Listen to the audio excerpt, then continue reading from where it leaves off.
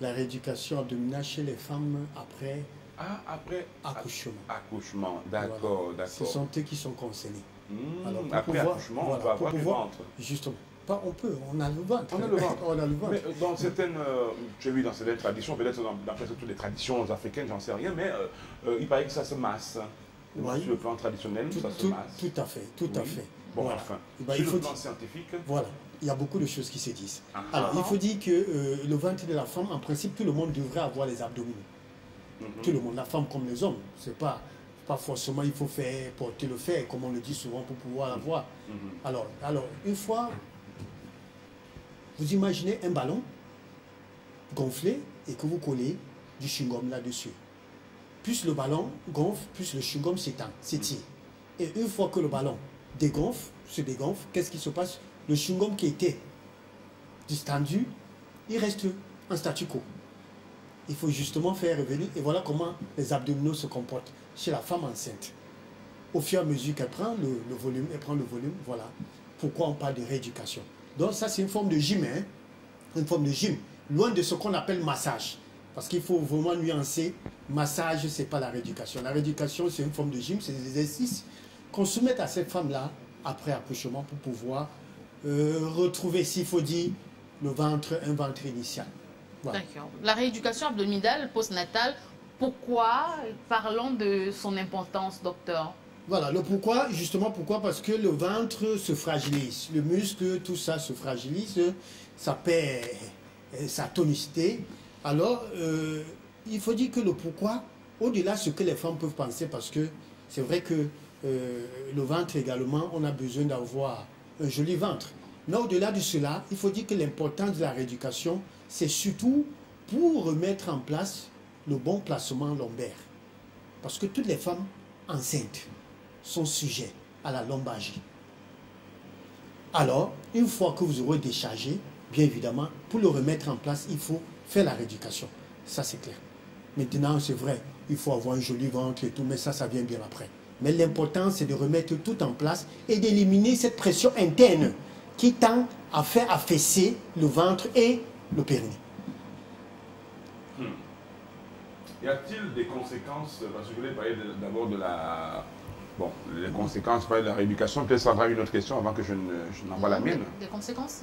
D'accord, les conséquences, le fait de... Vous voyez, je n'ai pas tous mes yeux, donc le fait de perdre les abdominaux, je dis n'importe quoi, j'essaie de lire. Oui, c'est Oui, ça. oui, les conséquences sont tout à fait normales. Oui. Normal, pourquoi? Parce que, comme je l'ai dit, toutes les femmes, plus le ventre se développe, plus la colonne vertébrale se tord. Tord un petit peu. Se tord un petit peu. Sérieusement. D'où vous avez mal de dos. Voilà. Alors, une fois que vous remettez les abdos en place, ça se redresse, s'il faut le dire ainsi. Donc, l'une des conséquences, c'est le mal de dos. Alors, si cela devrait s'ajouter avec d'autres facteurs, dites-vous bien que vous allez souffrir toute votre vie du mal de dos. Je voulais renforcer ma question en parlant du ventre. Hein. Le ventre de la femme, quand elle accouche, on peut réussir justement à redonner un volume normal. Mais Oui. souvent aussi, on a l'impression que pour certains ventres, et moi je n'ai pas vu tous les ventres, oui, je ne sais pas, je n'ai pas vu plus de 5 ventres, rassurez-vous. Hein. Mais il y a des ventres quand même qui sont assez, ça là commence à me regarder, il dit, j'ai pas connu pas plus de 5 parce qu'il y en a atteint 5, pas 5 histoires d'amour. Le ventre se rétrécit totalement, on a l'impression que c'est vraiment totalement, comment dire, presque flasque on dirait. Et que non seulement pour le volume, ça va pour le volume, mais voilà, regardez par exemple là, à gauche, on a ce type de ventre là. Voilà. Pourtant, ce n'est pas un ventre qui a peu de volume, mais il reste flasque comme ça. Pourquoi? Voilà, il faut dire qu'il y a plusieurs causes. Hein. Il y a plusieurs causes, parce qu'il y a des pathologies. C'est vrai qu'aujourd'hui, nous parlons des femmes enceintes. Alors, des femmes qui ont été sujettes à ce type de massage à l'eau chaude, bien évidemment, sont victimes justement de ce genre de choses. Alors, ce que les femmes oublient aussi, c'est qu'ils ignorent, d'ailleurs, ça il faut le dire, c'est qu'une femme enceinte doit se faire masser. Pendant la grossesse. Pendant la grossesse. On a besoin de masser le ventre. Maintenant, savoir comment masser, il faut faire très attention. Ça, il faudra que les experts, les kinés, pour pouvoir le faire. On a besoin d'appliquer. La femme, c'est une fois qu'elle accouche, qu'elle se met à appliquer le beurre de karité, tout ça là. Non, ça se fait pendant la grossesse. Il faut prévenir. ce qui pourrait arriver justement comme vous voyez à l'image. Et ça, il faut commencer à appliquer le beurre de karité, que ce soit le beurre de cacao. Il faut commencer à l'appliquer pendant la grossesse. Ça, c'est important. On aura le temps de revenir tout à l'heure lors des conseils. Hein. Vous allez encore nous proposer d'autres astuces de grand-mère. À quel moment commence la rééducation et qui doit la faire, docteur Larry? Voilà, à quel moment il faut dire qu'il faut attendre à peu près 8 semaines hein, pour pouvoir commencer. Parce que vous savez, une fois que la femme décharge, il y a encore ce stress d'accouchement et tout ça qui comporte. Mais qui va le faire? C'est le kiné. Ou encore une sage-femme qui a été formée dans le domaine. Ça, c'est important de le préciser. Sage-femme formée ou encore un kinésithérapeute et non un massothérapeute. Ça, c'est important. C'est surprenant quand même, hein? Alors qu'on est beaucoup plus tenté à aller voir un massothérapeute. Ouais, ça, justement, c'est l'ignorance. Ça, il faut le dire ainsi. C'est l'ignorance. D'accord. Et pourquoi commencer d'abord la rééducation? Pourquoi commencer d'abord la rééducation abdominale? Ça, c'est important de le savoir. Pourquoi ne pas commencer? Alors, il faut comprendre que nous avons la rééducation. Une femme enceinte devrait normalement avoir 2 rééducations, c'est-à-dire périnée et abdominale. Vous ne saurez commencer une rééducation abdominale sans avoir commencé la rééducation du périnée. Pourquoi? Parce que l'effet néfaste de la rééducation, justement, va affecter ce périnée-là. Donc, vous commencez par le périnée et après, si nécessaire, bien sûr, quand je parle du périnée, je parle du plancher pelvien, en dessous là, c'est-à-dire entre l'anus et la vulve là, chez l'homme, testicule chez l'homme et chez la femme, au niveau de la vulve et l'anus. Donc, c'est ça le plancher pelvien. Vous devez commencer d'abord par là, avant de commencer la rééducation abdominale.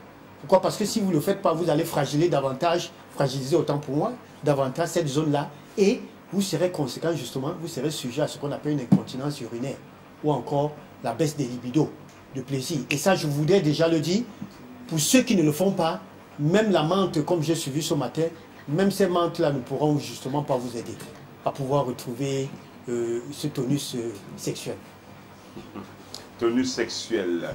Alors, comment se passe la... Bon, on a parlé de la rééducation abdominale, comment ça se passait, docteur, parce que je voulais embrayer sur le gros ventre et quand est-ce que le ventre se dégonfle et après une césarienne par exemple. Une césarienne c'est autre chose, mais la césarienne aussi, quand on accouche par césarienne, c'est vrai que ce n'est pas par la voie normale, oui, par la voie basse comme on dit. Voilà. Et en ce temps-là, qu'est-ce qui se passe? Est-ce que c'est les mêmes... la femme qui a accouché, est-ce qu'elle est aussi... Parce que le ventre a été fendu, si on peut dire ça comme ça. Justement, ça a été fendu. Ça a été fendu. Maintenant, est-ce qu'on peut parler de massage ici? Oui, ça il faut dire, sauf que la différence entre ces femmes-là, c'est qu'il y a une blessure.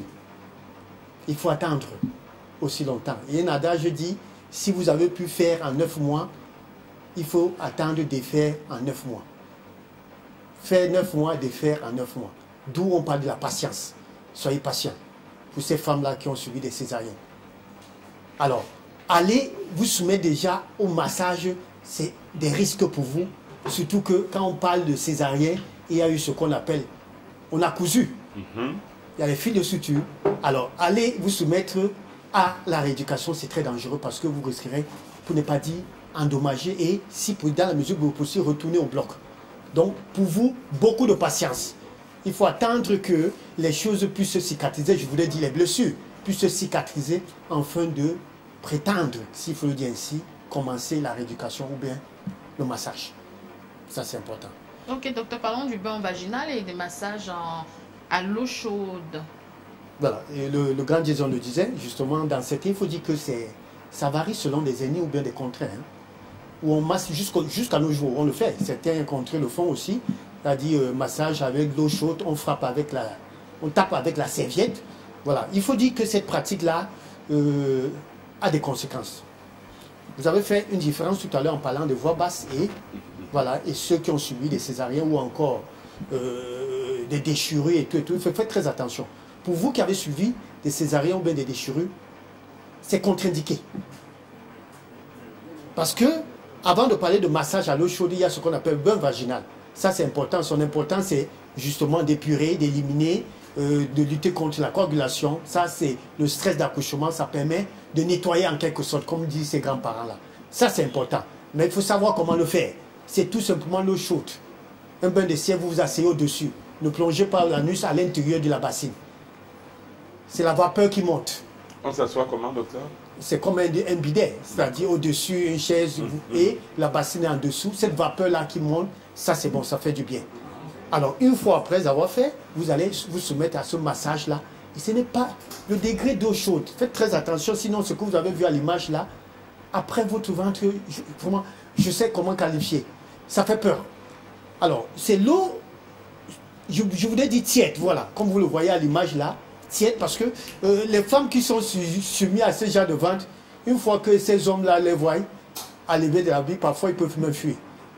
Donc faites très attention à l'eau chaude, parce que les végétaux également peuvent justement également en faire partie. C'est vrai que c'est pas pour un ventre comme ça que je vais prendre la fuite, mais quand même, comment il faut pas en arriver là tout de même. Hein. Non, il ne faut pas. Il faut dire qu'aujourd'hui, comme je disais tantôt, c'est déconseillé. Les séances, même, vous pouvez le faire 1, 2 à 3, 4 fois avec de l'eau chaude. Et par après, comme on le fait d'une manière traditionnelle, vous prenez un pagne que vous attachez. Pour ceux qui n'ont pas de moyens de s'en procurer une ceinture.